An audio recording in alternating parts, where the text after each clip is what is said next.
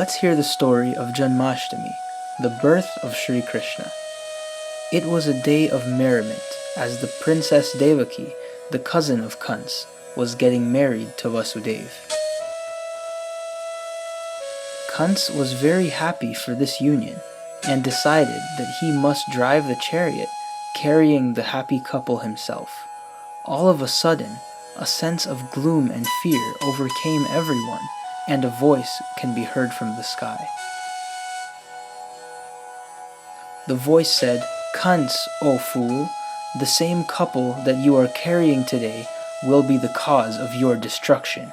Their 8th child will be the cause of your death."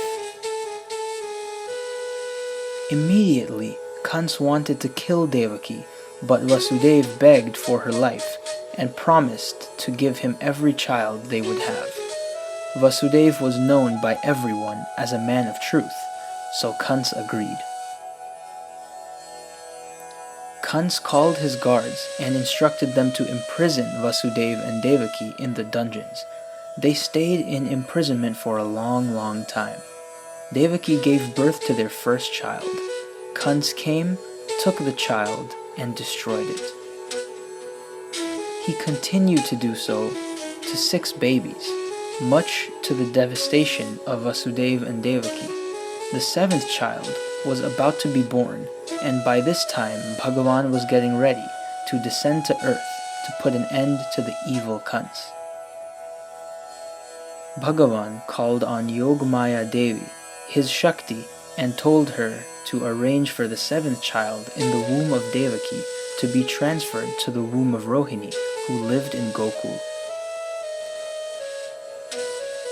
Through the divine power of Yogamaya Shakti, this was done, and the 7th baby was born as Balaram, the elder brother of Shri Krishna.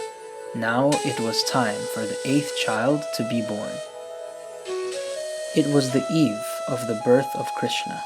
The heavens and celestial beings were happy, and Mother Earth was starting to feel like a burden is being lifted.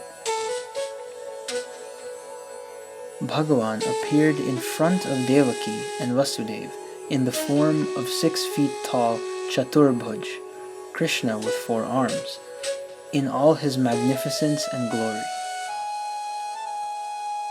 Vasudeva and Devaki offered their pranam. Then Devaki said to Bhagavan that I wanted a baby, a little baby who I can play with, and hear the bells on his feet as he runs around, but you are so huge. Then Bhagavan assured her that she will have her desire, but first he gave instructions to Vasudeva on exactly what he needed to be done, and the inspiration to do exactly as instructed with the help of Yogamaya Shakti. Bhagavan then appeared as a little baby, lying next to Devaki, fulfilling his promise. Before Kans was alerted that the 8th child was born, Vasudeva started to execute the instructions of Bhagavan. Through the power of Yogamaya Shakti, the shackles became loose, the cell doors opened, and all the guards were fast asleep.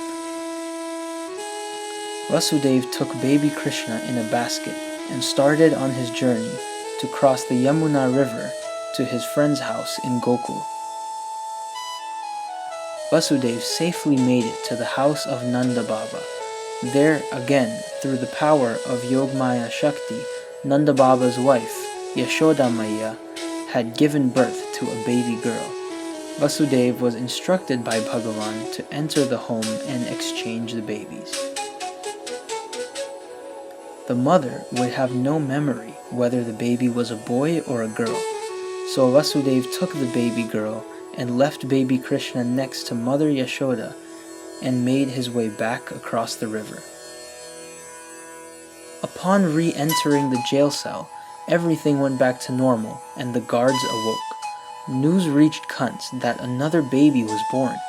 He hurried down to the cell and grabbed the baby girl and proceeded to kill her. As soon as he lifted her up in the air, she flew out of his hands, and there appeared the divine form, Yogamaya Shakti, who is no other than Mother Durga. Mother Durga, in all her divine beauty, warned Kans that the 8th child of Devaki is already born and will surely bring his demise, and then she disappeared. Kans started to panic and called upon his demon army to search all of Mathura to find the baby, but baby Krishna was safe in Gokul with Yashoda Maya and Nanda Baba. There, Gokul was celebrating the birth of baby Krishna, while Yashoda Maya and Nanda Baba had no memories of the babies being switched. Baby Krishna brought so much joy to everyone and performed all his leelas as he came on earth to do.